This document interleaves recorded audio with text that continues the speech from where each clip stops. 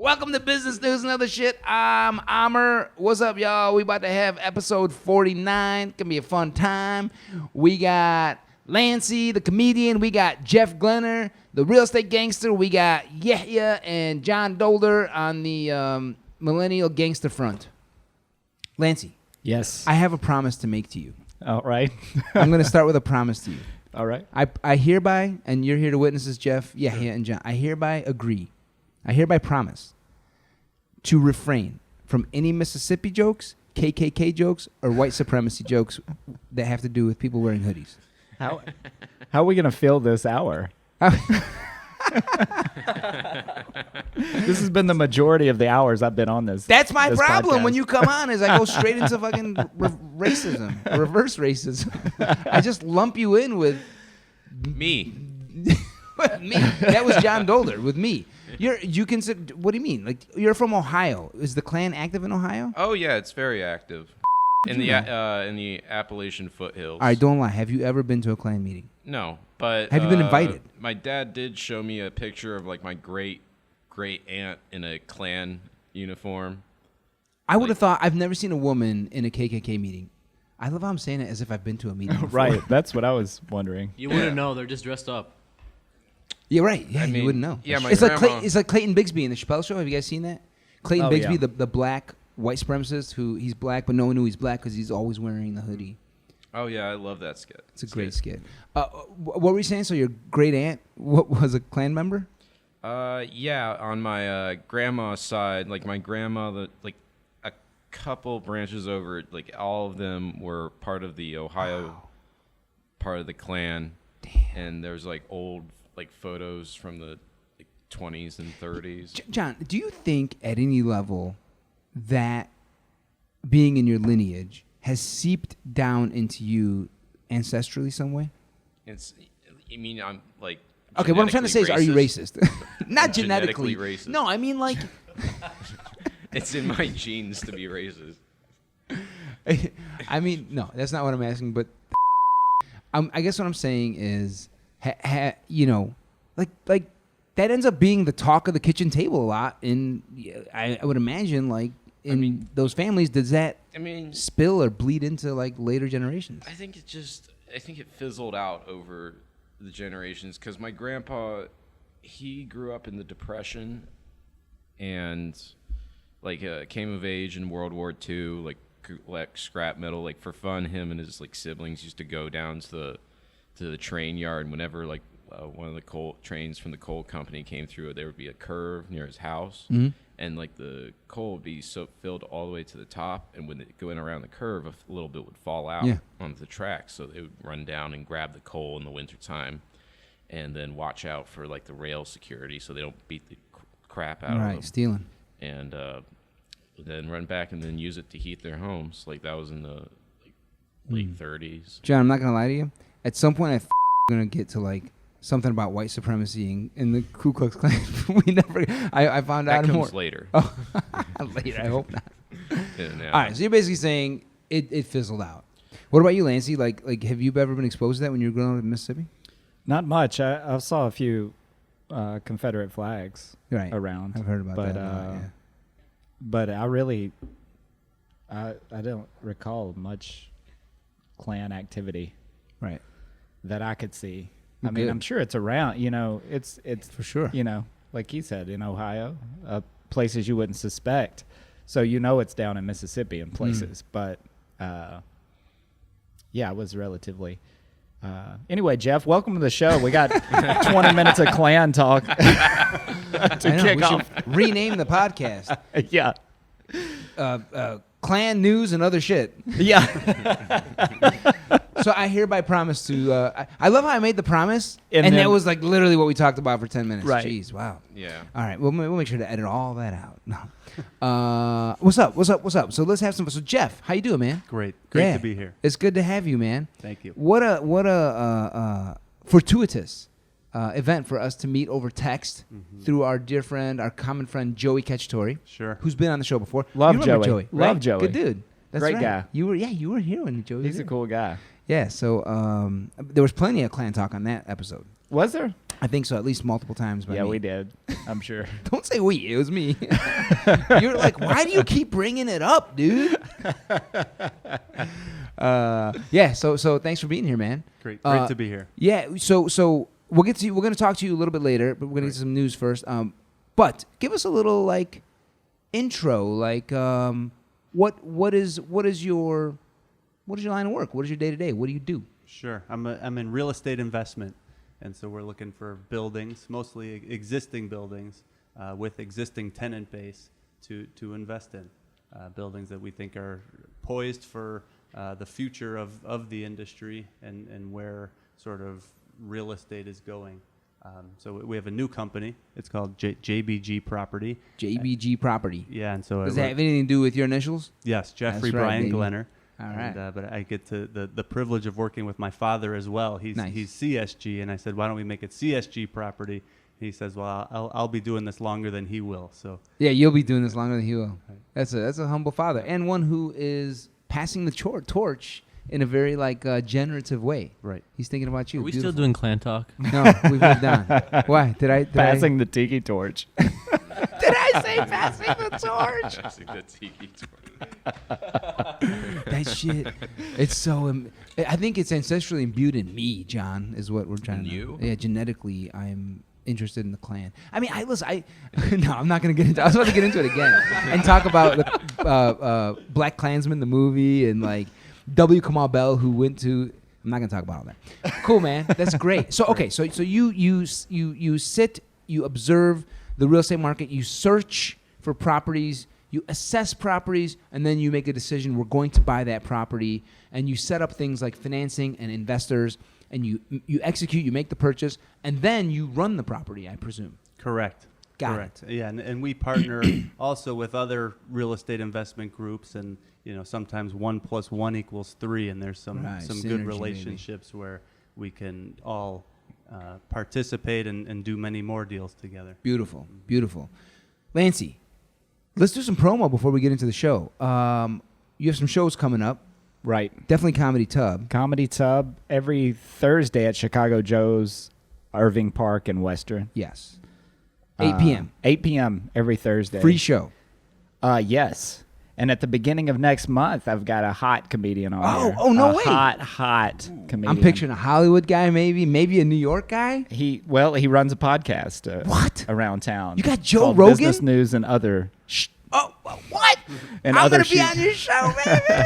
It's gonna be guys, great. That's right, baby. 8 p.m. I'm going to do 8 minutes of some of my stand-up. 8 to 10. You Oh can. my Go god! over. I'm gonna Push run it the on. shit out of that light. John's scared. I'll be doing no clan material at that set. I promise you. And y'all release these on Monday, right? Yeah, On Monday morning. Okay, yeah. So I've got a show this Saturday, but it's you do you personally do? Okay. Yeah. And then so that's August 1st. I'll be on that show. You'll also have one on July 24th, I guess. Yes. Right. July 24th. right. And then you'll have one July 17th. Yes. So okay, July 17th, July 24th, and then August 1st. Three Thursdays from now I'll be on it. Yes, it'll be Cool. great. So all those are great. And yeah, I've been to these shows. They're full. They're great. Comedians are awesome. Lancey performs frequently. Hilarious, Lancey. I love listening to you. I did it last. I burned the place down last night. Burn the place. That's right. Burned it down. Today's Friday. That's right. Nice. Cool. So any other shows besides Comedy Tub and besides the Saturday show that you want to promote? No, that's fine. Cool. We don't want to boggle people's minds That's with enough. all You're the right. shows I'm doing. Yeah, right. Making tens of dollars, as you like to say. Yes. Cool. Great. So let's jump into it, guys. All right, guys. A rate cut is coming.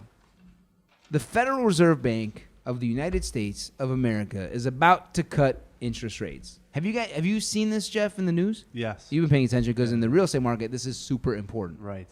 And a very popular topic. Yes, exactly. Because it's about to make... I always say this in the podcast, like, technological innovation is important. Political laws are important.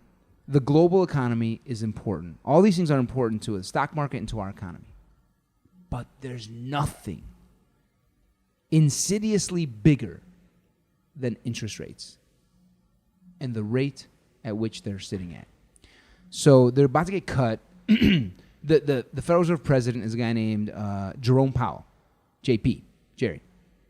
And this dude's about to cut interest rates. He's saying that this trade war with China is creating a lot of uncertainty, geopolitical tensions with Iran that basically Trump has created, in my opinion, and a slowing global economy, like China slowing down and Japan slowing down and Germany slowed down already and Europe has slowed down. He's like, all those things are uncertain, so we should cut interest rates.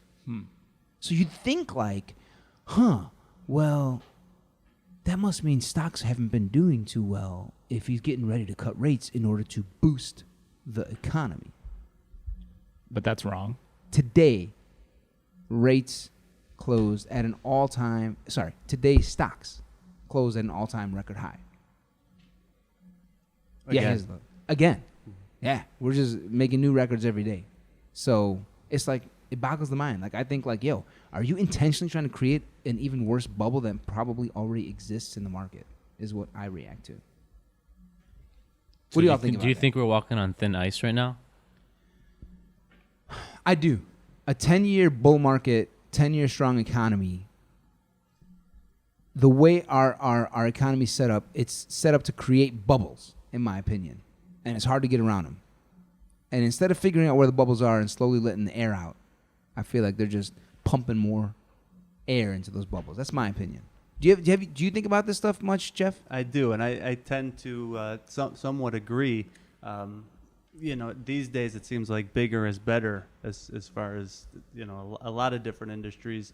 And I do get concerned that this trend and this trajectory, which I don't know what the market's at now, call it 27,000. Yep, 27,332, right. A record close for the Dow Jones right. Industrial. And so what if the market goes up to 40,000 before a burst? And then it bursts? Is it that much bigger? Is it that much? Is the magnitude that much greater? Oh, right. When the bubble pops, is the magnitude even? Yeah, exactly. Right. And if we're artificially propping up a naturally deflationary sort of, if deflation is sort of the default, and we're artificially propping that up, for me, I look to who's well positioned to weather those storms.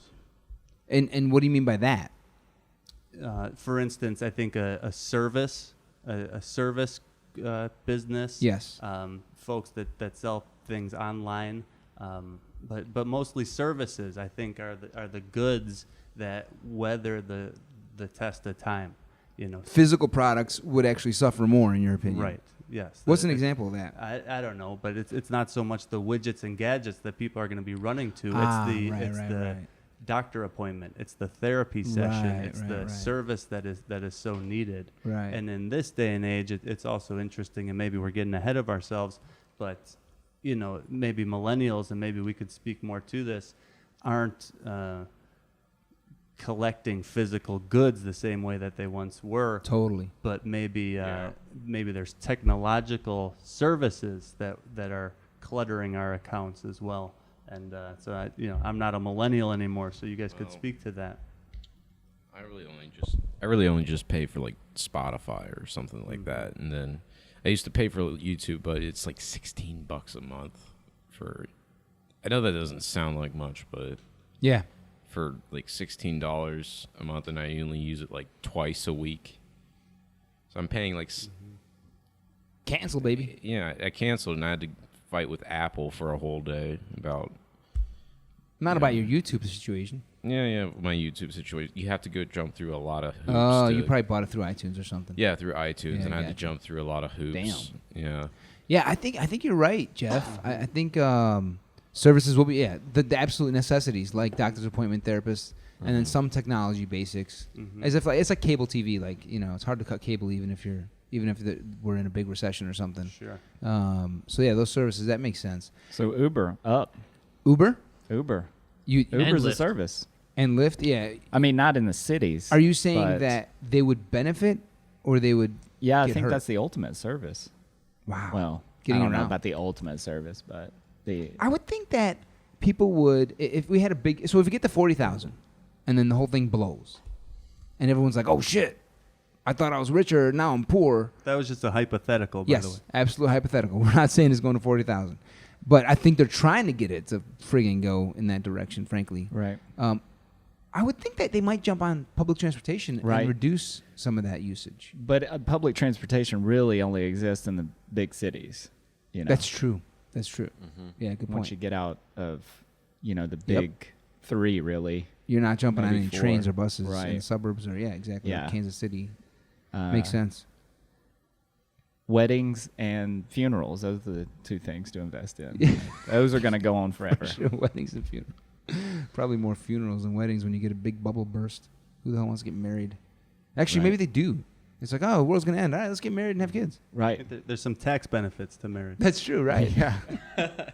I always wonder who the hell gets married because of the tax benefit. Accountants? Like, who does that shit? Dorks. I'm not gonna lie, guys. I got married because of the tax benefit. Did you? Nerd. All right. So why are stocks still rising? Because they know that this is like, they've been seeing that this dude's gonna cut rates, Jerome Powell, and I think stocks are rising because they know, like, why would I invest in bonds if rates are going lower? I'm going to get lower return if I invest in bonds. So I think it's like, well, the only other thing to invest in is stocks, and all these companies are going to be able to borrow money at a cheaper rate because rates are going down. So I think that's why stocks are still rising. They realize, and this is the metaphor I always use. I got it from Ted Riley. This guy, I totally respect. He's a smart guy. It's like Jerome Powell and the Federal Reserve is pumping in morphine into the economy. It's like a drug. And we're abusing the shit out of the drug. We're so addicted to lower interest rates to get our economy to, like, just feel something. Right. And so it's like a heroin addict, But morphine makes you not feel anything. Is that right? Oh, morphine. Yeah, well, no. Hold on a second. Morphine makes you physically feel no pain, right? Yeah. Yeah. However, wouldn't you say, if I'm not mistaken, who would know? I'm not. How do I want to say this? Like, I feel like morphine, however, will Cause some emotional pain for you. I think it'll solve the emotion. Like, it'll Make temporarily. you feel euphoric. Yes, temporarily make you feel Yep. euphoric. Mm-hmm. John, would you agree with that? Yeah, it's I had a friend in high school that would do morphine. Why did I know to go to you for the story? I was like, something tells me this guy's gonna know something about morphine. Yeah, and he just said it's like your whole body's filled with warm bath water. Oh, there you go. Yeah. Warm and fuzzy. Yeah, warm and fuzzy. Or actually, bathwater, warm and wet. Yeah, warm and. Let's just leave the who joke doesn't right like there. warm and wet stuff? All right. So anyway, that's stocks. That's the rate cut is coming. So what does that mean? So guys like you, Jeff, like I would urge consumers, regular consumers, if you've got 10 or 20 grand, I mean, this is crazy to say, but if you've got money, I wouldn't necessarily be investing in the stock market right now. My thing is always have some of your paycheck, 20%, going into savings in some way. At this point, I'd be saying, yo, if you've got some cash on the side, or you're able to somehow turn those stock gains into real estate gains, use that money hypothetically. I'm not saying do this, but this is something I would consider. Sell your stocks at these levels. I know things might go to 30,000 or 40,000 Dow and be a real big bubble, but I'd sell them and buy a piece of real estate. If you have, let's say, 10 grand in your stock portfolio and you sell the 10 grand and you're able to buy, let's say, using FHA loans, using a loan from the government, you're able to buy a $100,000 property using $10,000, right? You put your $10,000 down payment from your stocks, you buy a $100,000, I don't know, 3-flat in an average neighborhood. To me, you've got a $100,000 property that can go up to $200,000 after several years. It'll double in a decade, maybe. That's pretty good money on your 10K investment. You can use leverage in America. In very few countries can you use 10 grand to borrow $90,000 and get a $100,000 property. And that $100,000 property, let's say in a decade, if things go smoothly, becomes a $200,000 property. You just took your 10 grand and made $100,000 in profit if you sell it for 200 later. That's a 10 times return on your 10 grand. I'm thinking, like, why not do that with interest rates going so much lower? Because your monthly payment on your mortgage for that 3-flat for that property, apartment building, will be pretty low because rates are going lower. What do you think, Jeff? The first thing that comes to mind is I would love to find some opportunities like that because it sounds like a great return.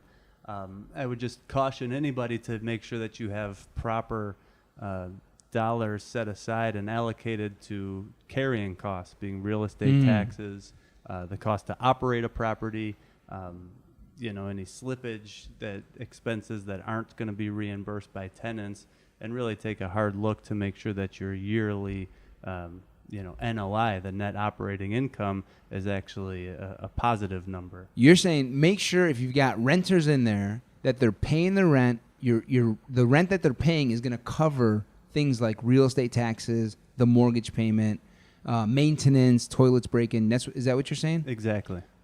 Absolutely. Yeah. You'd have to do homework, and if you're going to buy a $100,000 property, make sure that it's going to make that all the payments are going to get covered by the renters. Right, and with enough left over to make it worth your while. Yes. I mean, hypothetically, if you do break even from the renters, let's say with a vacancy every now and then, you break even. All the rent goes straight to taxes, mortgage, maintenance. Let's just hypothetically say that. But the real estate market, historically has gone up quite a bit. It'll right? continue to appreciate. We would hopefully. expect it to appreciate. So if it does hypothetically go to 200 in a decade, 2029, let's say, even though you broke even for those 10 years, you've made $100,000 in appreciation of the property, right? That might be. I'm probably being ambitious. It could be 15 or 20 years, but still a good return on your 10K. Right, and then just looking to see how a return works. The time value of money. You want that 100,000 or that 10,000 profit.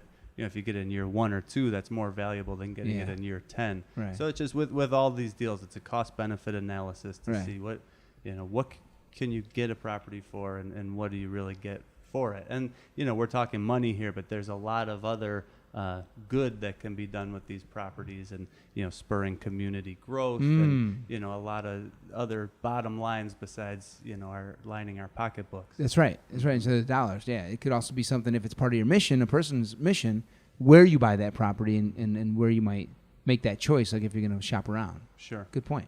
Did all that make sense, Lancey? I think so. Yeah. We talked about the time value money and a couple other things that are a little more advanced concepts, but did that... Right. Well, I mean, I know that, in 1999, I remember things costing a lot less. You could go to McDonald's and get a meal for $5. Right. And now it's like 8, 9, sometimes, That's inflation, right? Is that the time value of money too? Is that involved in that? Maybe in a different way. In a different way, yeah. Yeah. Like you were saying, it's inflation. It does seem like costs grow at a faster rate than the 3% inflation a year. It does feel that way. well. That's right. That's what it is, a year, or 3%? On average. Yeah. Yeah, on average 3%. Okay. Yeah, that's what it's been. That's the Fed's goal, is to keep it around 3%. Next time somebody tips me 3%, I'll be like, he's tipping Inflation. already next year. Anybody tips you 3%, you should be making sure you spit in their food next time. Yeah. 18 is. I should be the don't do minimum. that. No?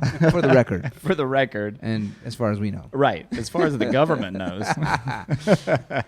That's interest rates. That's stocks. That's my opinion is, now that rates are going lower, hey, to me, it's not a bad idea to use that lower cost of borrowing money to buy assets like real estate or other things. And if you own real estate, it may be an opportunity to refinance. Bam. Or modify your loan rate. I think that's something that's available as well to certain homeowners. That's right. So instead of going through a whole refinance process, you could actually, you probably have to pay a fee to the bank, but you could adjust your rate. Yep. Okay. And if you're 4.3% because you bought a house 6 months ago, maybe you could be at 3.3% now. Damn, that'd be amazing, right? And your monthly payment go down a lot. Right. Cool.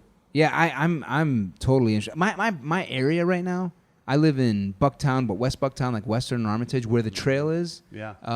The Bloomingdale Trail. It's great. Oh, it's wonderful. I'm on that trail all the time. It's beautiful. It's just massively changing. I've been thinking to myself, like, should I look for a property on the cheap and try and buy this because rates are going lower? I mean, I've been honestly thinking that. Like, should I move my investments into real estate? So that's something I'm thinking about. The other thing, I live near Humboldt Park.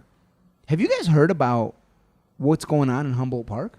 The alligator? Alligator? You guys, yeah. I haven't heard. I live right now. Only rumors. No, they're not rumors. There's pictures. This is legit. There isn't a 4-foot alligator, and they haven't gotten it out yet. They're having trouble finding it.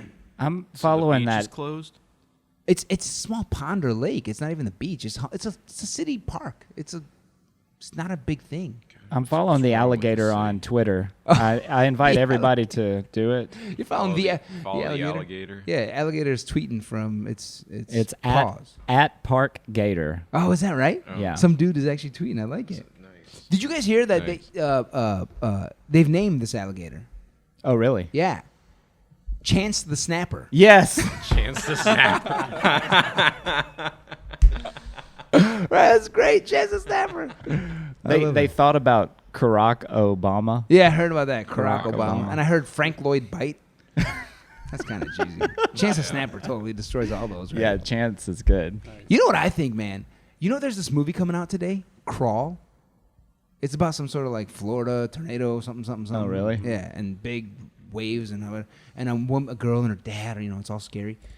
Which reminds me, like I have a daughter and my son. Like part of me scared I'm gonna take my daughter to the park tomorrow or today, and there's gonna be a crocodile at the seesaw. You know what I mean? It's like on the other side of the sea. Like Welcome to Florida.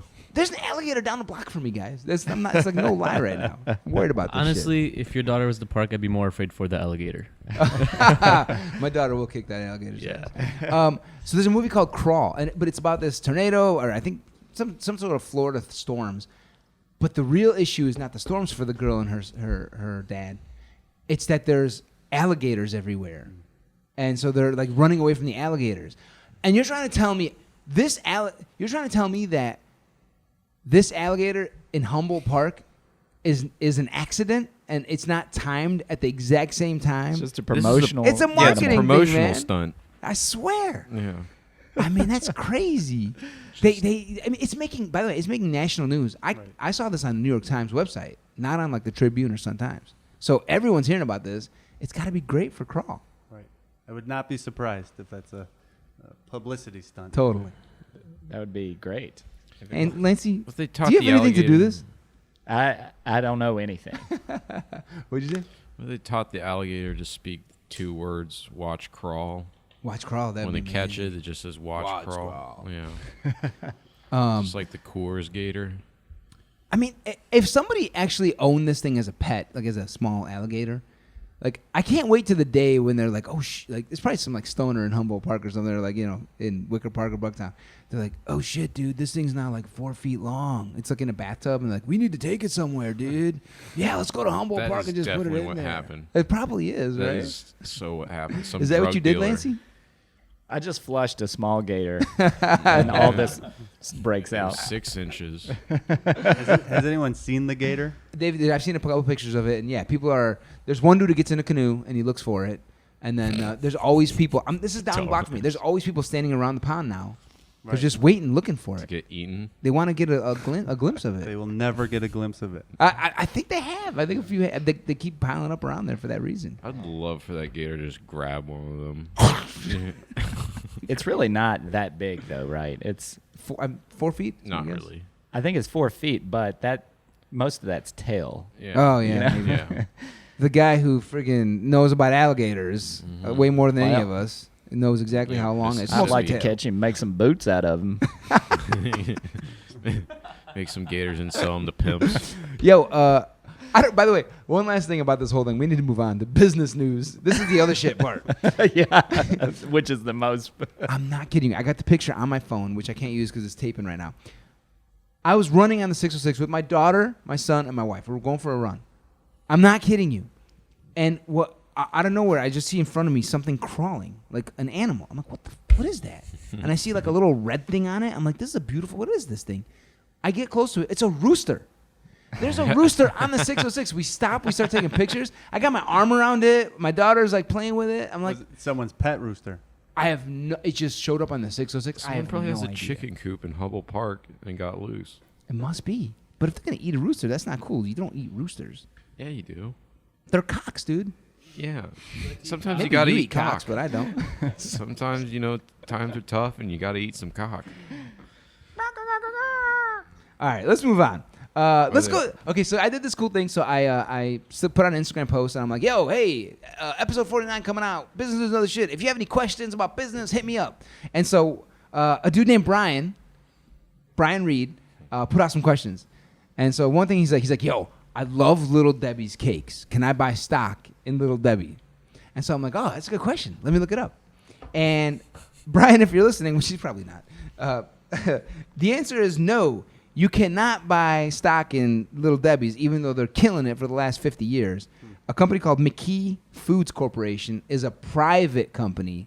So all the stock is owned by the McKee family. McKee, MCKEE.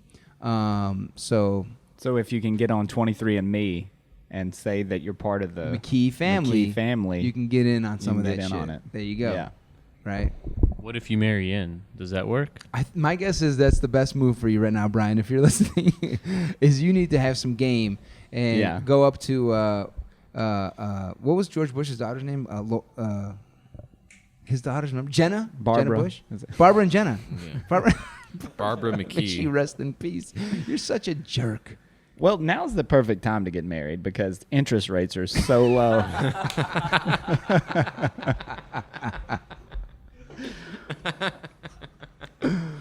And if you only knew about the tax benefit. So the other Jenna Bush. I was gonna say Jenna McKee. Jenna McKee. Don't ask me when I thought of Jenna Bush. I was gonna say Jenna Bush, Jenna McKee. Yeah. So Bryan, get you some game and start spitting. Start trying to hook up with her. All right. The second thing he said is like, yo, I think golf carts are gonna be even bigger as time goes on. As Americans get bigger, fatter, and lazier, I think neighborhood vehicles are gonna get bigger. Can I invest in those? Guess what, Bryan? Yamaha Motor Corporation is the biggest maker of golf carts. Even though they're based in Japan, you can buy them on the OTC markets here. YAMHF is the ticker. What's so funny? I thought you were going to spell out Yamaha. That's what I thought. Like no one's ever heard of it. We're gonna quickly leave the business and turn it into a spelling bee. YAMAHA, Yamaha. Oh, can you use it in a sentence, please? All right, so that's that. And then the second biggest is a smaller company called Polaris Industries, PII. You can buy stock in them too. And I think it's not a bad idea. Like golf carts are probably gonna continue to boom in America. It's pretty good. Outside of golf courses?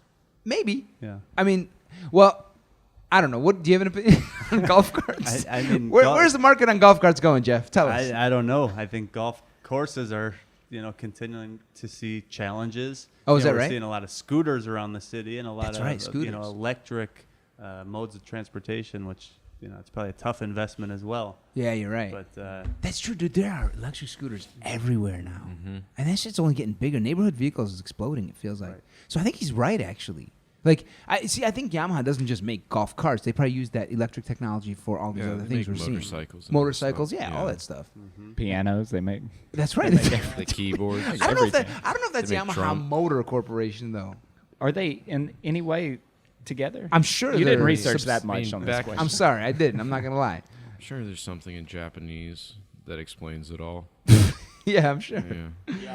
Yeah. It's like Acme of Japan. Yeah, Acme of Japan, right? Yamaha. Yeah. What's Acme? Wasn't it? They also build anvils. Do they really? Yeah. Have you ever seen an anvil in real life? No. Neither have I. I feel like I have. Yeah? I think I have too. Tell the story. I don't recall. Yeah. Useless. All right. The last thing he had. All right. This is the last question from the callers. The callers, Instagram. All right. He says, with marijuana becoming legal, some young entrepreneurs, and then he wrote in parentheses, stoners, joke about the idea, hey, maybe I should open up a bakery next to a marijuana cannabis dispensary as a great money idea. And he said, should there be like legit excitement for new businesses forming around cannabis dispensaries in the cannabis industry? He said, for example, kayak rentals. They should probably increase because people get stoned and then they're like, yo, dude, we should check out the river more. And so they rent kayaks more. He's like, is it like that? And then he says, really what I'm asking here, Amr, should I open a kayak rental company that sells baked goods and massages and located next to a weed dispensary near the river? No. You think no? Yeah, definitive no. I love his creativity. What's that? Bryan. breeder's name? Bryan. Yeah. The only problem I see is what these customers that are going to the dispensaries. Yeah. When are they lighting up? Right. They might not smoke at the dispensary. Right. Yeah. It's going to be legalized in Illinois by January. It's legalized, but it takes effect January 1st. But you still can't light up on the street. Is that right? I have. Yeah. In front of cops, it's fine. You can. You can, and Oh yeah. You won't get a. no, I literally was rolling a joint once and saw 2 cops on bicycle roll right next to me, and there was like no traffic or anything. But dude, if it was a Chicago cop, they probably weren't paying any attention to you. No, they were looking. We made eye contact for a solid Yeah. 30 seconds, I mean, I don't know. and then they went It's a long past. time. Yeah, it was. Wait a minute. No, Wait, it was a wait. 30 sedan. So seconds? it was a sedan, so I was able to see their top half of their bodies, so their heads. So like we were making eye contact while I was like rolling the joint, and then they passed by and went behind an SUV, and then one of the cops popped his head over the SUV and looked at me, mean mugged me, and said, "Hey, smoke that shit." He said that? Yes. Dude, I think then the the other 30-second cop popped stare, up and I think said- the 30-second stare did something spiritually to them for him to say that. Well, don't I know also what- did a Dude, head you nod. you can have a creepy stare There's a sometimes. mind meld. Yeah. No. Yeah, I mean, Yeah, come it on, was a man. white guy and Let's not lie. white woman. I Like think cops, they have bigger fish to fry. cops Yeah. are pretty lenient with me. It's called white privilege. White Boom. privilege. It's called delivering. Is it Reed? That guy? Bryan Reed. Yeah. I think the bake shop next to the dispensary would be a great idea. The bake shop Yeah. for baked goods? Because Like it could scones be and- called. It could be called Get Baked. Or something like that. People, that's good marketing. People just go in. Actually, let's go one last thing with this whole story. They could get the weed and know they're going to smoke it later, but they could say, I should probably just walk next door and buy these, blueberry muffins because I might need them later. Yeah. So it could potentially be something. Do it. Do it. Right? Open it, Bryan. And do the kayaks too. Yeah, the kayak with the massage place and the baked goods located next to a weed dispensary near the river. That's what he wants to fucking do. Go for it, Bryan. We need to do more questions from people. That's shit smart. That is smart. Right? I appreciate the creativity. Is there any other business? I mean, did he miss anything? Like, he nailed a lot of them right there. Would you open up anything else next to a weed dispensary? I mean, the weed dispensary is going to have everything, like papers. I mean, honestly, if you're a smart weed dispensary, you're going to get a food license as well and sell them. Park. A park? Open up a park next to it? Yeah, just put a park there to smoke the weed. Yeah, yeah. Yeah. A That bunch of hammocks nearby. a bunch Yeah, of a hammocks. hammock store. Hammock store. Yeah. All right. All right, let's skip that story. We're gonna go to Facebook. What's up with Facebook? FTC has approved its final $5 billion fine for Facebook. We've talked about this dumpster fire of a company multiple times on this podcast. I can't stand Facebook as a company. And I hate that the government just lets them, get off with everything that they want to do. This company made $17 billion in the last year in profit. They got a $5 billion fine. They probably made $17 billion the year before. They're just making money hand over fist. So $5 billion is like nothing, in my opinion, to Facebook. Have you guys seen the story or followed it at all? Sure. You've been following a little bit?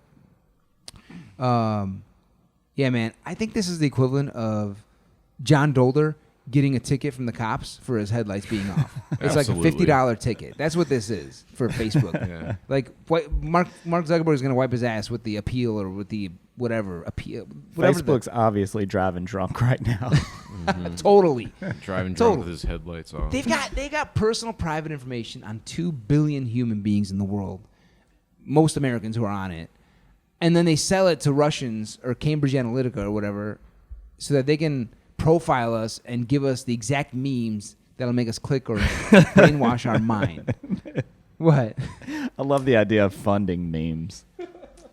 It's so ridiculous. That's crazy, right? That's what Vlad Putin does. It's our number one export. That's what you need to invest in. What? Memes. As a knock domino effect going on here. Memes. Memes. Yeah. Memes. Good point. Invest in memes. Yeah. Forget about Services. Lil Debbie. Just get with memes. Services. Yeah. So here's the funniest thing about Facebook, right? When the preliminary $5 billion number came out, their stock about a month ago, I think it was, maybe it was like 6 weeks ago, jumped $15, which was $40 billion in market value. So the company became $40 billion more valuable when it was announced that they're only going to pay $5 billion preliminarily. Then today, when it was announced that FTC has approved the $5 billion fine, it went up another, $3.64. Another $6 billion market value. So this company's gone up in value almost $50 billion since this fine has been announced. The fine is $5 billion. Zuckerberg has made $50 billion. He owns them. I think he's one of the majority shareholders. I mean, like, the government doesn't realize they have no idea how powerful this company is, in my opinion.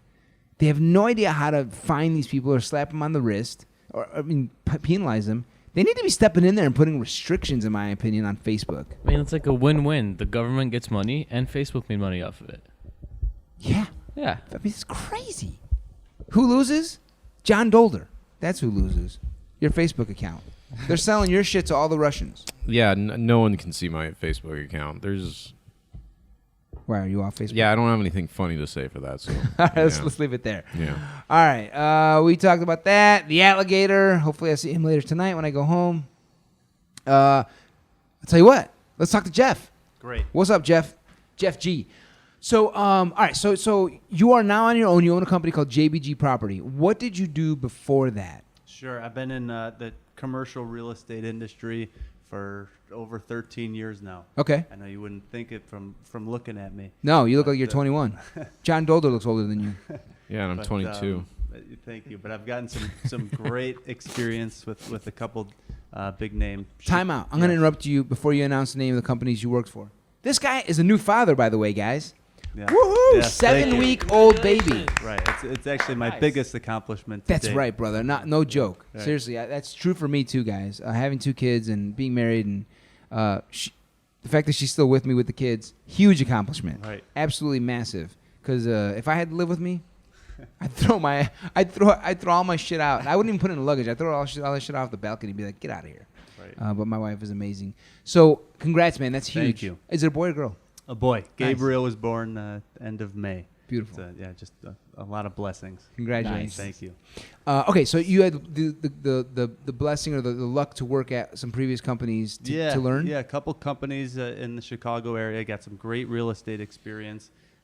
Did some big developments in the Chicagoland area as well as New Jersey, just on the other side of the river from New York. And did a couple of developments in Newark, New Jersey, as well as Fort Lee, New Jersey. So I kind of bit my teeth out in Jersey there. Yes.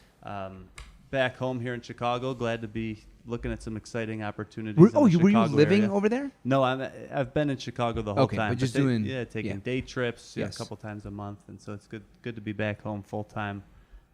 Like I said, looking for some opportunities. We're getting very close to closing on an exciting building in the Pilsen area right now. Cool. Which kind of has a very forward-thinking, synergistic tenant base. Okay. Which It's not your regular rank and file, Allstate's in this building or Motorola's in this building. It's not those types of companies. Right. But there are some great service tenants, some great, even retail type tenants who have online presence. Yep. But it's well positioned, as I was sort of mentioning earlier, in a naturally kind of deflationary world. These service tenants and these tenants that have omnichannel retailing talents are well positioned for the Amazoning of the world. Yeah. Just to adjust to and adapt to people's shopping behaviors. What a great way to use that word, the Amazoning of the world. That's totally what's happening, Yeah. dude. Totally. It's just transforming this shit. Do you order a lot from Amazon, Lancey? No, I don't. Not a big. Me and my wife order a ton from Amazon. My girlfriend orders some stuff here and there. Yeah. I'm more of an eBay guy, actually. Still, huh? I still every now rock and then I'm eBay. an eBay guy. I'm a value guy, man. If I can find something cheap on eBay, man, Yeah. I'm in a good mood for like 3 days. Sure. You know? Right.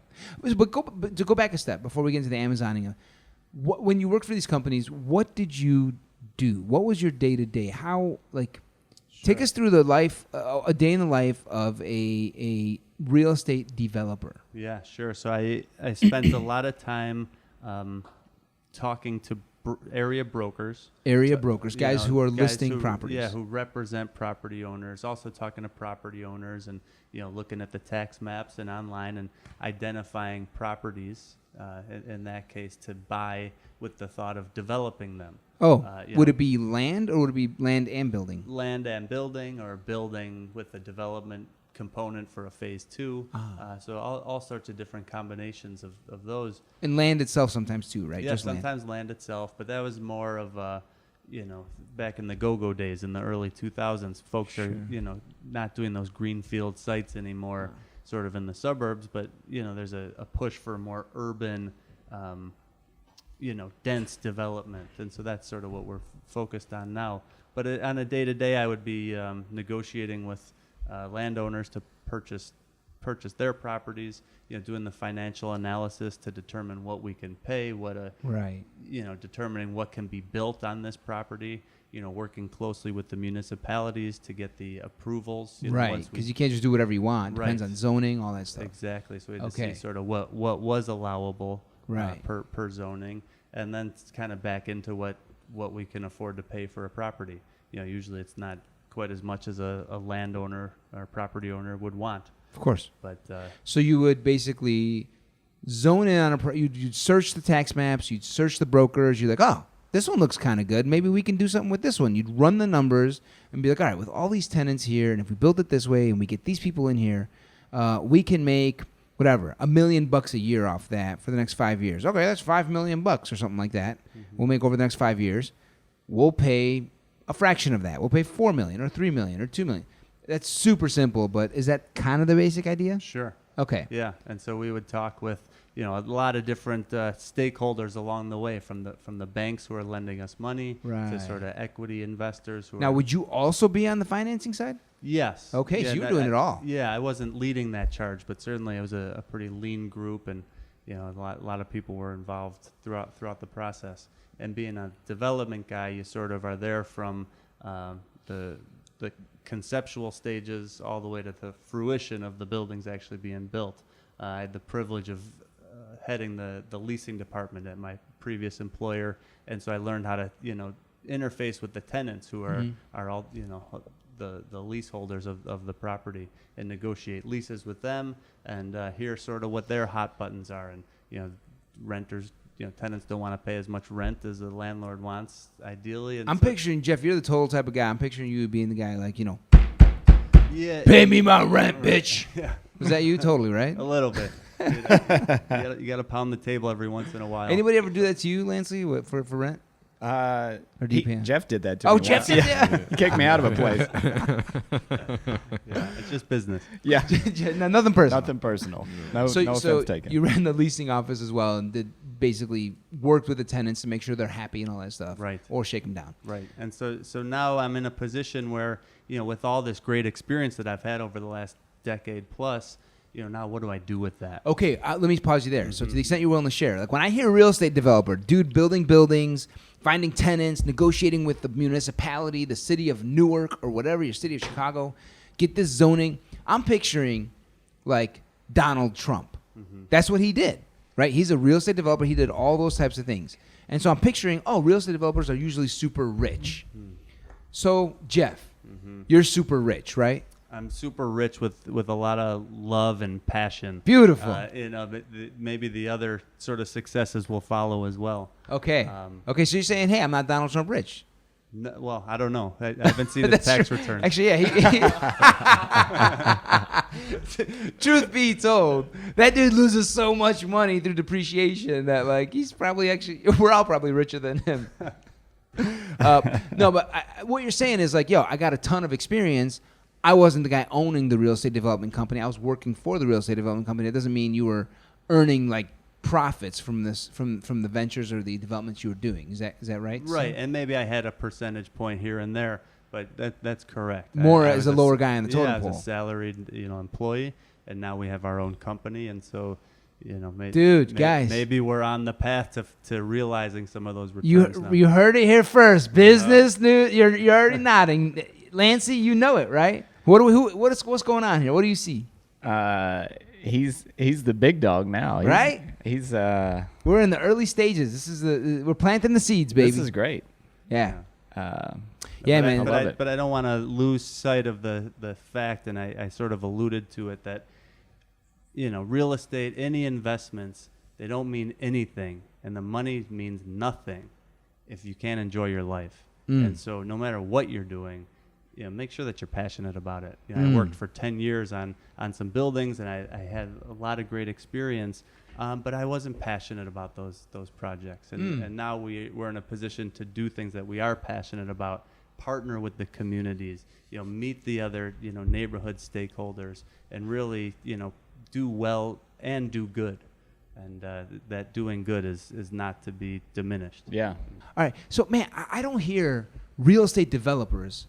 I mean, I don't know too many, but in general, anyone in business, I don't hear them say what you just said. So I need to slow down there for a minute. So you said, no matter how, you said something like, no matter what building I own, no matter how well I do in real estate development, no matter how much money I make, none of it matters if I'm not enjoying my life. Is that what you said? That's the gist of it, and not only not enjoying my life, but not doing good for others to enjoy their lives as well. These deals are, affect many more people and many more communities than some may realize. These are these people's homes and these people's businesses, and they have to look at these buildings that are in their neighborhood. So, I spend time picking up garbage around the neighborhood, and really kind of being a good corporate citizen to be in the community. Dude, one word I think of: heart. Yeah. Heart, right? Yes. I mean, I don't hear this from many people, and I feel like that's part of the reason I want to do this podcast is yo, we're all going to make money. We're all going to be successful. There's a lot to go around.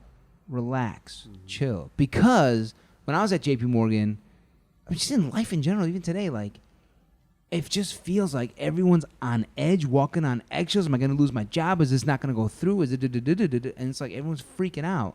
It's like, just chill. Let's talk money. Let's talk business. We can figure out how to make cheddar together, And I think you're kind of saying that in some ways. You can say something here? Yeah, the vibe I'm getting from Jeff is it echoes the vibe that we had kind of from Joey. It does, right? And focusing on meditation and spirituality and goodness, Sure. So it's a component of business, in my opinion, that's missing.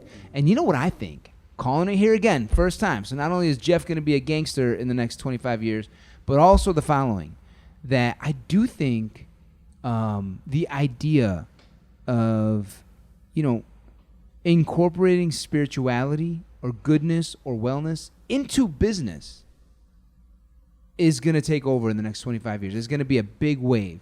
I think we're already seeing it with choices that consumers make, investments or products that they're buying.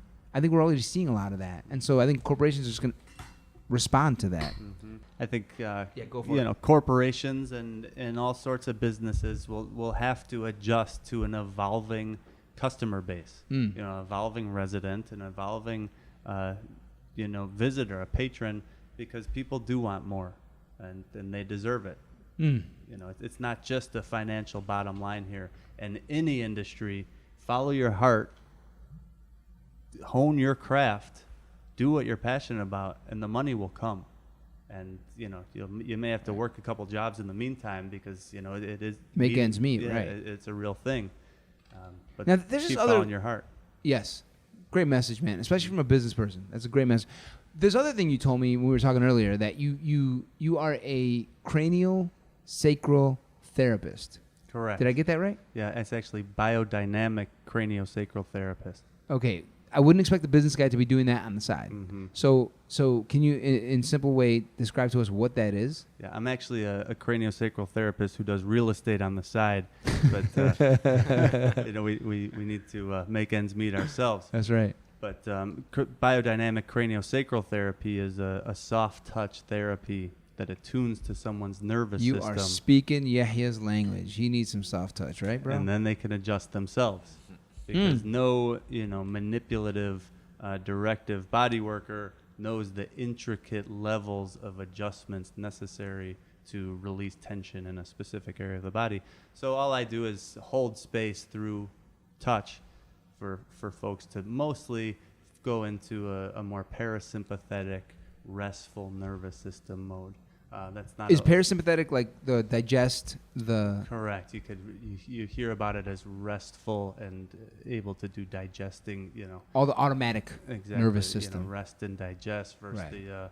the fight or flight, type. conscious. Right. Right, okay. Sympathetic nervous system mode. When you see folks on their phones all day, racing around from meeting to meeting, we're usually in a sympathetic nervous Yes. system mode, and Fight then or our flight. body's not really able to digest, for instance. And I bring up digestion because it's the cornerstone of our health, and so it's something that's oftentimes not emphasized. So with soft touch and craniosacral, is that it? Yeah. Craniosacral. Craniosacral. You will manipulate the body in such a way where Yahya's parasympathetic nervous system gets activated, Mm-hmm. and then he can somehow help heal himself. Yes. Oh, how would that happen? So we're, as human beings, we have amazing abilities to make adjustments that we may not have been taught or, learned about.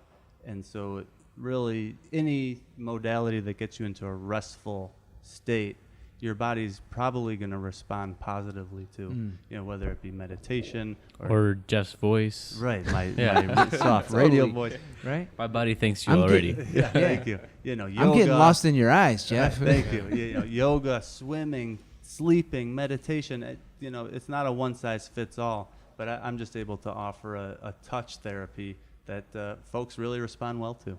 So I'm glad that I could be able to offer that. But still, so then you activate the parasympathetic as if he's doing yoga or something, and then what? Then is it automatic? Like it'll the body, Yahya's body itself will heal itself? Well, Or I don't use the H word because it's could be triggering to some folks. If, Oh, okay. That may not feel like anything is wrong with them, and they don't need Ah. healing. Okay. And so what we're doing is we're the client is making whatever adjustments they need, and we're not activating the parasympathetic system. We're simply holding space so that a system can go into whatever natural default system it needs. Some folks are always in parasympathetic mode, and they need to be activated a little bit more. Right. And so what this does is it doesn't have a one-size-fits-all approach. Helps find the balance maybe between the parasympathetic and the sympathetic as well. Right. Okay, Yeah, find cool. homeostasis. Yeah, there you go, baby. You need to say that H word, no problem. Yeah. So what I'm doing is, and what we're excited about is to sort of bridge these two worlds of this, passion of mine, this healing world with this development knowledge that I've acquired over the last, decade plus. And I think the wellness real estate industry is a huge, untapped industry Okay. that's just sort of starting to catch on, and is going to be more than just an amenity to these great real estate buildings, but really a necessity. You're saying words I've never heard anyone say before. Wellness, real estate, industry. Yes. This is not stuff I think about. This is definitely not stuff Donald Trump thinks about, right? The last thing on his mind is like, how can I make my Trump Towers, wellness for? I don't think he's thinking about that shit at all. But I don't think most people are. Yeah. Like, so you're combining your experience in craniosacral therapy or just helping people potentially heal with your real estate background. Yeah, and wellness comes in all shapes and sizes. I mean, Yeah, we have and- art, we have theater, entertainment, Right. events. These could all be classified as wellness. Absolutely. But also it's sort of a holistic wellness center and a therapy center and a gym.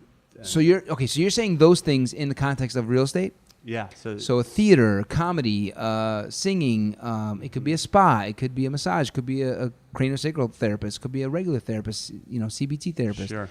That's what you're saying in the world of real estate is you being some kind of a vehicle or medium for more of that type of healing to be housed at. Sure. Is that what you're thinking? Yeah, I think that there's a real need, not only here in Chicago, but internationally, for folks to really go within, do maybe some of that hard work that maybe we're distracted from doing in our day to day, and see what comes of it. That's amazing.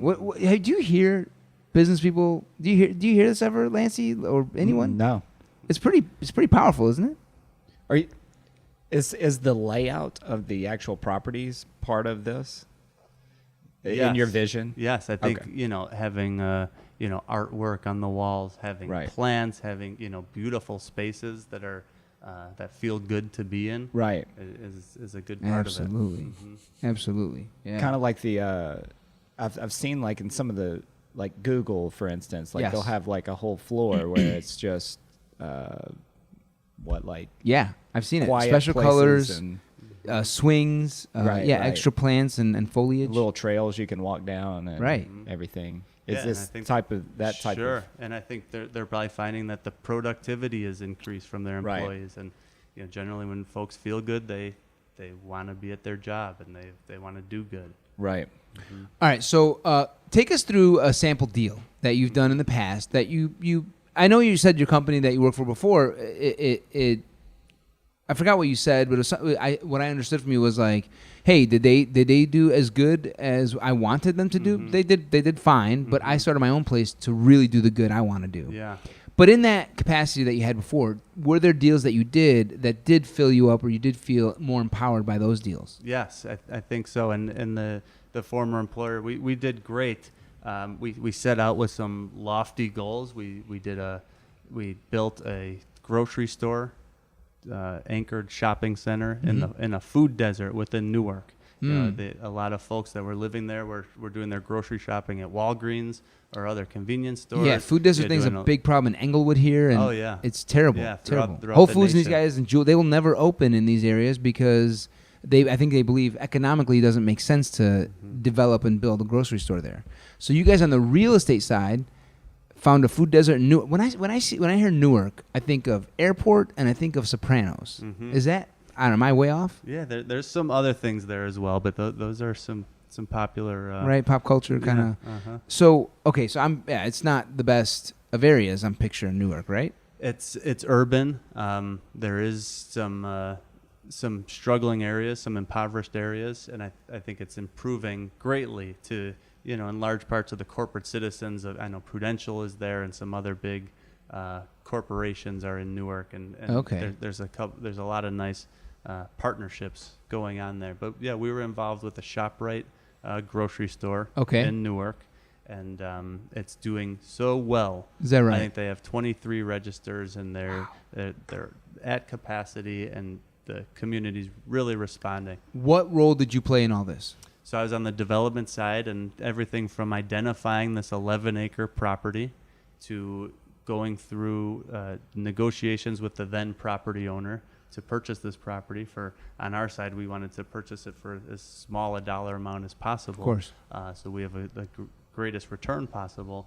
But a lot of stakeholders are involved, and then worked with the municipality to get our approvals. Of Newark. Newark had to Newark. approve it. Yeah, Are you so- able to share like what you guys paid and what it ultimately is valued at? Any of that stuff? I do not know the value of it today. I know that we paid, what did we pay? About over $10 million for an 11-acre site in Newark. And Okay. So it was a big number to pay. And I presume that was some equity dollars of $1 or $2 million maybe, and then the rest was debt financing from a bank. Yeah, so the company I was with had actually an institutional equity fund. Oh. So we were able to, have equity at our disposal and then leverage Yes. that equity as well. So Got we were it. able to build it at this site a 70,000 square foot grocery store, 150 residential apartments, and then about 20 to 30,000 square feet of service-oriented retail. Are you the person at the company that literally scoped it out, found it, and proposed it, and then like gave the green light?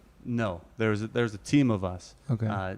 Especially back then, that was 7 years ago. I was sort of the new guy, but I was an integral part of the team. Yes. And but it was a team effort. Gotcha. Okay, cool. And then That's sort of the theme with every project I've been involved with.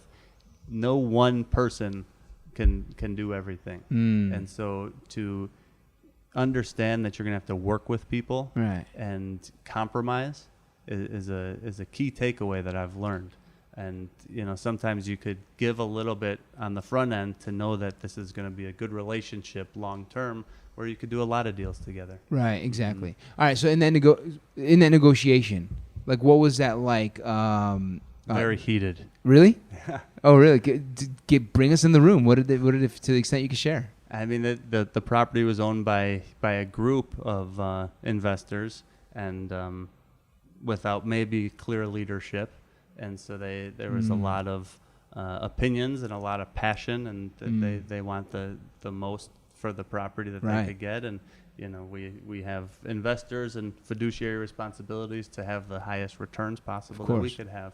So passions are always high and emotions run high, but there was never too much drama. Okay, you didn't grab anybody by the necktie and be like, "You're gonna sell this for $10 million, whether you like it or not." Right, but every step of the way, you have the property owners, you have the bank who's lending you money, you have the municipalities who want certain all these different aspects parties built. You have the community they want a Whole Foods, not a ShopRite, and there is a Whole Foods in Newark, and I think it's doing very well. But you're going to have to work with a lot of different opinions. Wow, juggling a lot. Yeah. Okay. Was there a time where you thought that this wasn't going to happen? Yes. Yeah, a lot of these deals, there's one that I'm working on now, and someone close to me said it's seeming a little shaky. I said, this deal's been on the rocks since we started negotiations. That's kind of how it goes. I mean, you're not that you're going for broke the whole time, but nothing's done till it's done. Right. So we try not to get too emotionally attached, although sometimes we can't help it. Yeah, right. All right. So why do you enjoy? I mean, so okay. In this example, I'm seeing a picture of something that was a food desert, and then suddenly there's all these apartments, people, cars, parking lots, and a whole hustle and bustle that you had to partly an important role to do. Sure. Is that aspect of real estate development and kind of community development? Do you like that? Yes. Yeah, we did have some focus groups. We had some community outreach efforts. We heard loud and clear the concerns of the various residents. There's traffic studies that are involved. There's additions of bike lanes and landscaped area, and you do it because it improves the property, but also this community are your shoppers. These are your patrons, and hopefully the residents in your apartments. So it's kind of free advice when folks say what they want, because that's your market right there. Follow it, right. And so, I mean, that community is now transformed because of that development, right? Yeah, transforming, yeah. Yeah, transforming, yeah, right. And it's a dynamic area. There's a lot of universities close by there.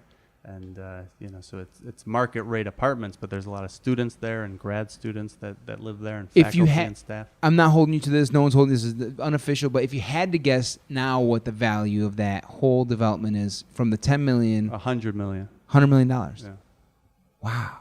Now, but there was more than $10 million invested. Is that correct? Yeah, and then you had construction costs. Are you able to say how much that was? Oh, it's hard to say.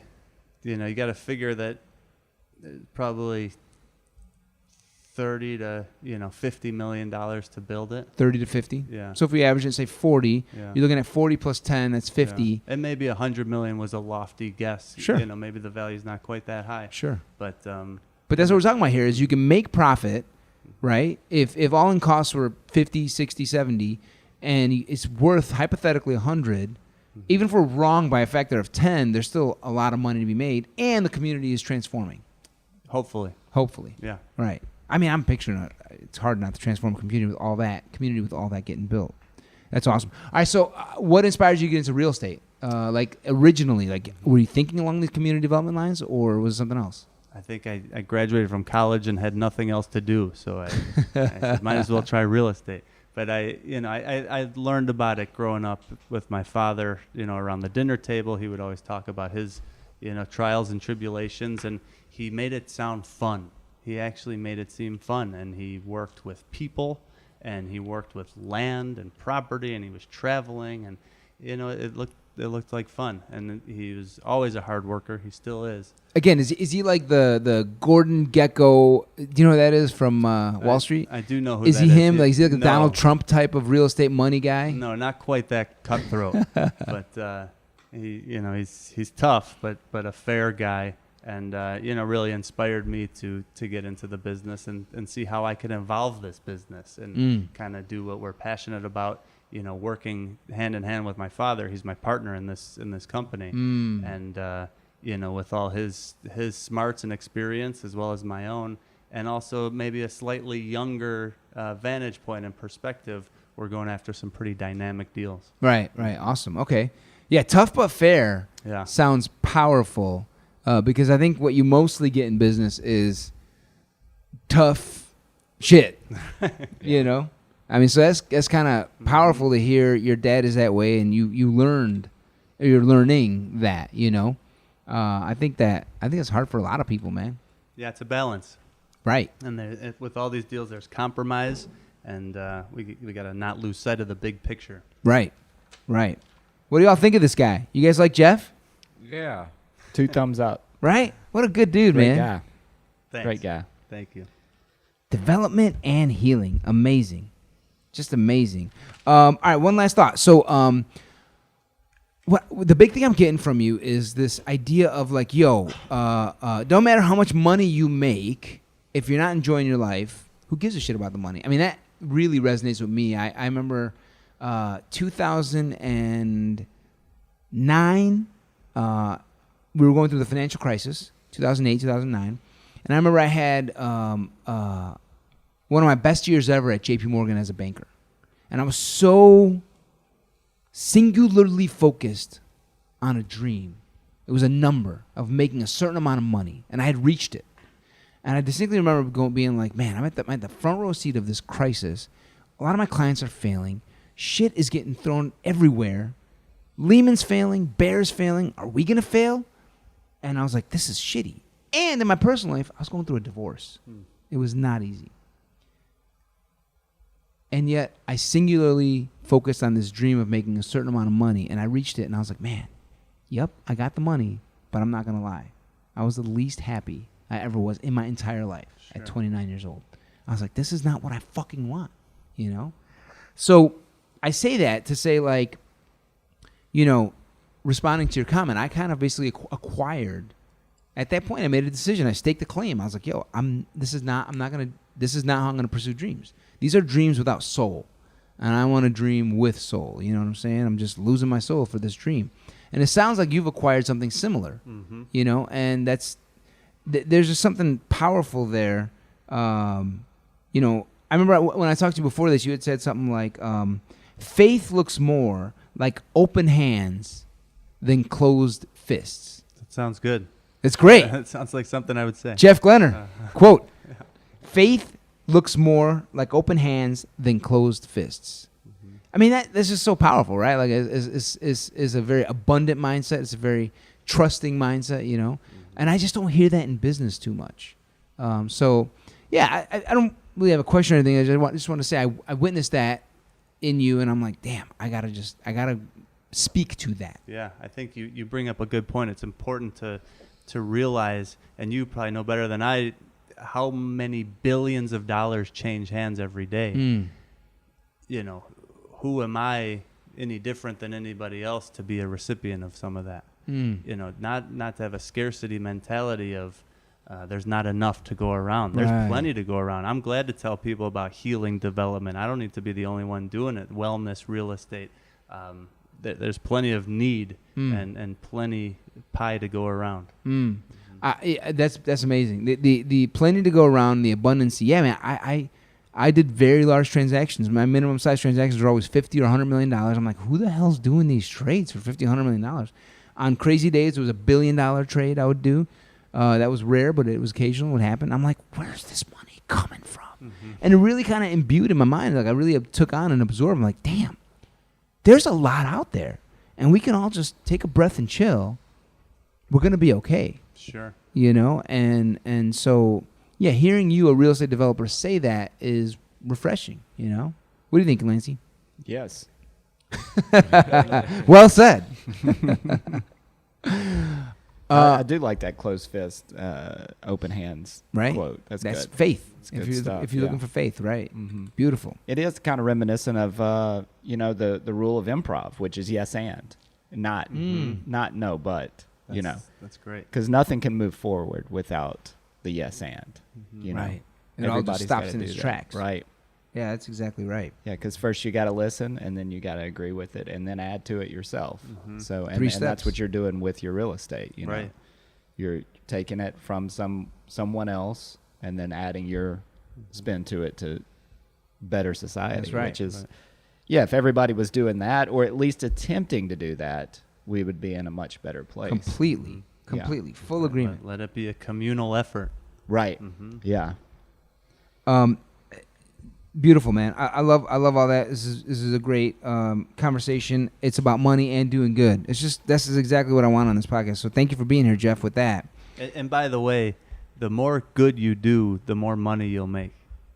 You believe that? I believe that. And again, not doing it for the money, but if you're helping other people, the universe will help you do that and give you the means to do that and whatever resources you need to live that dream. Yeah. The universe will provide you with those resources that you need to make it happen. Right. I mean, it feels right. It feels right. Full agreement. I can't really add much more to that. I was going to say a couple things, but I feel like it's filler. I fully agree. But not everybody with money is a good person. Is that Correct. right. Correct. I don't know. You don't know. Yeah, that's a good truth answer. is we don't know. I'm not sure. It seems to us. I need to see their tax return.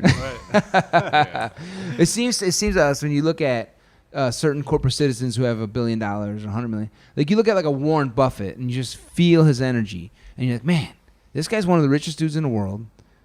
I'm guessing he's done a lot of good, and it feels like he's done a lot of good. But then there's other dudes who will claim billionaires, like Donald Trump. Not to get political on it, but it's my experience of this man and what I hear him say and the actions he takes. And I'm like, one of the topics we were going to talk about that we skipped was upcoming raids on illegal immigrants in the United States. They're basically scaring the shit out of every illegal immigrant, and their goal is to arrest 2,000 people, and these are families. There's going to be emotional scenes, and just putting them in detention centers. It's crazy. Right. All for the purpose of scaring people south of the border. Don't come up. This is going to happen to you. They're going to see all the pictures on TV. And I'm just like, yo, I don't trust that what you're trying to do, make our country richer, improve our economy, it doesn't feel like it's done with the intention of doing good. And so I look at people who are rich, and I'm just like, I look at certain people who are rich, and I'm like, yo, you've got the money and the power, and I feel like you're not doing the responsibility that you need to do. Right. So, I mean, I guess what I'm saying is I do believe if a person does good, they will make more money. I do believe that, And it isn't necessarily true that all people with money obtained it because they did good. Right. Unfortunately. I think it's a very small distinct point. Did you guys get that? Yeah. That's what I believe. Do you read The Secret?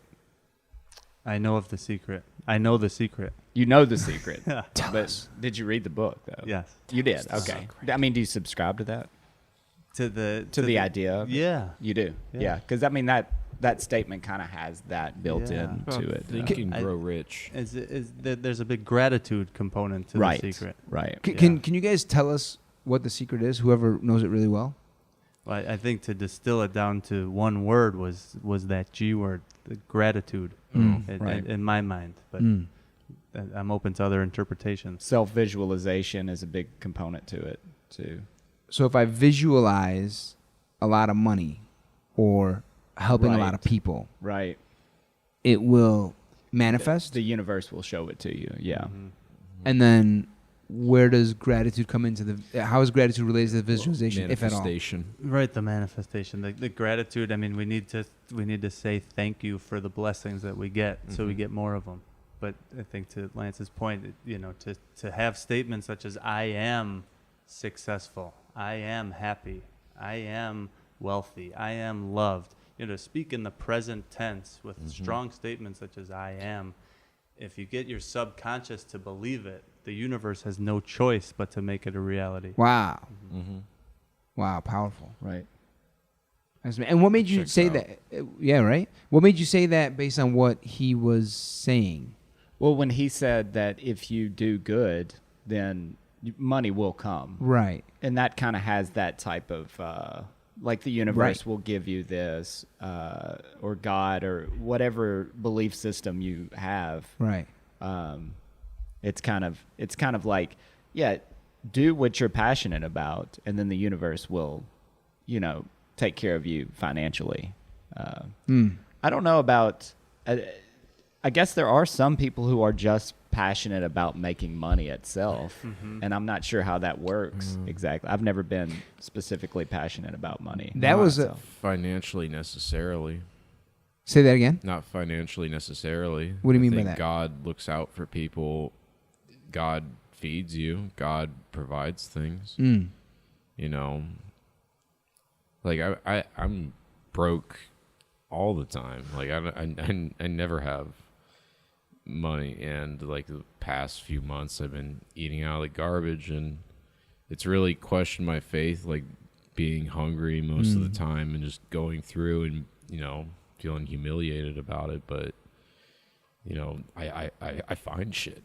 Yeah. I find shit. I find like food, untouched food in the trash. I'm able to get enough nourishment in the day with maybe like 2 hours of looking through food in like affluent neighborhoods. Wow. It's like Lincoln Park or something like Lincoln Park, Old Town, Wow. River North, Wicker Park, Logan Square, Who has the best food waste? Old Town. Old Town. Oh, for Definitely Old Town and Wicker Park. Yeah, that area. Lincoln Park's pretty good. Lincoln Park, and then Lakeview, Boys Town. That's mostly just empty beer bottles and cans. Kind of like their souls. Yeah, exactly. Kind of like their colons too. Oh, gee. Yeah, Well, emptied John, out. I mean, I want to say to you, thank you for sharing that. That's not easy to say, and I'm sorry that you're experiencing that, and I think sharing it with us is humbling for us. You just you gave me a gift. I mean, I didn't mean to, bring down the whole vibe of the podcast. I feel like it was going well until I said something. No, it's been bad since you stepped in the room, dude. No, Just yeah, kidding. I do that a lot. No, so, it's been awesome, and that honestly that might have been the most powerful part of the podcast, brother. Like Let's you're not go that far. you're going through a difficult time, and you opened your heart and shared with us, and words that come from the heart like that, brother, enter the heart. So I'm feeling that, and so thank you for being here and thank you for sharing that. Amr, I'm glad you finally felt something. This numb heart. Let's finish up. So Jeff, thanks for being here, man. It's a pleasure. Thanks for having me. Awesome, just beautiful story, man.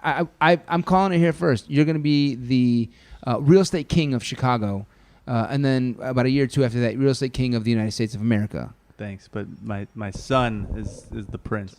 Do you Is need that a queen? right? Do you need a queen? No, thank you. Okay. I'm taken. Are you planning on doing some like drag right now? What's going on? Being his queen. Thanks, Jeff. Good chemistry from those pre-mind meld games. That's right. Exactly. Lancey, thanks for being here, brother. So good. Yeah, So man. Always fun. July 17th, July 24th, and August 1st. I will be there August 1st. August 1st. Don't miss that one for sure. By the way, I'll do one more plug. I'm doing another show July 24th at Uncommon Ground. Oh, yes. Yeah, that's a charity show in Edgewater. Uncommon Ground. That'll be at I'm not sure what time. I believe it's at 8 p.m. at Uncommon Ground, Edgewater. Hit me up, guys, on Instagram if you want me to tell you the exact time. Do you have something to plug, John? Yeah, I have one thing to plug. Mutants exhibition at Barmacy Bar and Grill in Akron, Ohio. If anyone listening is in like the Cleveland, Akron, northeast part of Ohio. Akron's our biggest market. Oh, I know. That's why I came on today. So 804 West Market Street, Akron, Ohio. Mutants exhibition. It's a show. It's a show. It's What- going to be comedy? comedy and music. What's the date? The date is August 17th. August 17th. This year. A little over a month from now. Cool. Yeah, a little over a month. We're going to have live music and comedy. It's going to be more of a blue, dark-themed show. We're going to... the comedy, we just kind of... We booked a opener, feature, headliner, 2 bucket spots for anyone that wants to show up Fantastic. and give it a shot at comedy. You guys can hit up John Dolder on Yeah. what? Just type your name in Instagram, or what's your handle? My Instagram handle is OMG1soysauce. Okay. Yeah. Now we just found the best part of the podcast. Yeah, you'll find OMG1 all soy the sauce. comedy and music acts. Oh my God! They gave me just one soy sauce. What the? Yeah, right. Yeah, and then we're gonna have like a metal. We're gonna have a metal band on and a goth industrial DJ. Would have closing never out the guessed show. it coming from you, dude. Yeah, Putting it's gonna be together like the that show. vampire scene in Blade Runner. You remember that? Haven't seen it.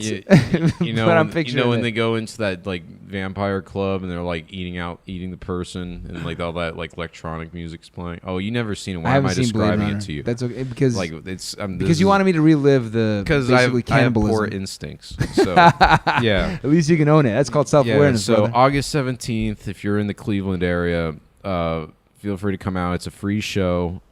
John, come out. the more you plug it, I guarantee you. No one's No going. one's Yeah, gonna- people are less and less interested. More than I think I'm a part of you is like, talking if I about. keep plugging it, This is the someone will most I've come. talked on the podcast right now. I'm making No, the an ass clan of myself. the clan conversation was Yeah, more. I started with the clan and ended with a plug for a Yeah. goth show. Yeah, in between there was a citation for headlights. And then eating out of the trash. Those are my 4 contributions to the show. Love you, John Dolder. Yeah, Love you. love you Hey, too. thanks for being here, bro. Lancey, we will do our Pleasure. shows. Yeah. Thank you very much, Jeff. It's a pleasure. We out. Peace.